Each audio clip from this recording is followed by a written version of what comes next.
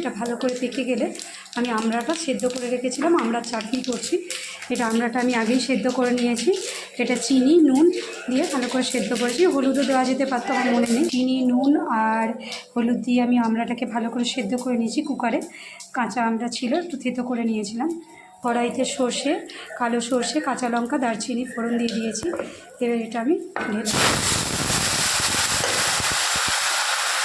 গুড়ের বাতাসা দিয়ে নিয়েছি।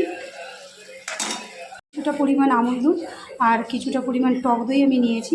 এর সঙ্গে কিছুটা গুঁড়ো আমুল দুধ আমি মিশিয়ে দেবো। এটা আমুল দুধ, এটা আমি মিশিয়ে দেবো। গুঁড়ো দুধটা আর টক দইটা আমি ভালো করে মিশিয়ে নিয়েছি।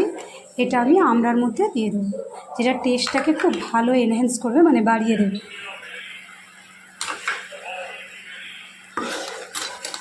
দিয়ে এটাকে ভালো করে নেড়ে দেবো। এটা হালকা আঁচে করতে হবে, দুধটা যদি ফেটে যায় তাহলে কিন্তু খেতে ভালো লাগবে না। চিনির পরিমাণটা এখানে বেশি করেই দেবেন, গুড় বা চিনি যাই দেন না কেন এটা বেশি করেই দেবেন।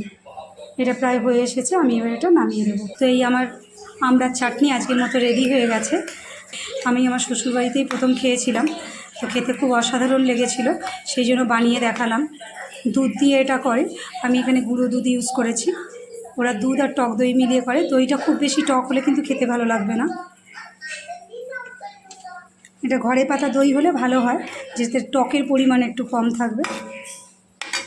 তবে মিষ্টি দই হলে কিন্তু হবে না, তাহলে একবারেই চাটনিটা গুড়ের মতো মিষ্টি হয়ে যাবে। তো বন্ধুরা, আমার এই দই আমড়া দুধের চাটনি একবারে রেডি হয়ে গেছে।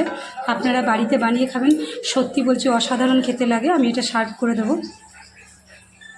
বন্ধুরা, অসাধারণ এই চাটনি আপনারা বাড়িতে বানিয়ে খাবেন।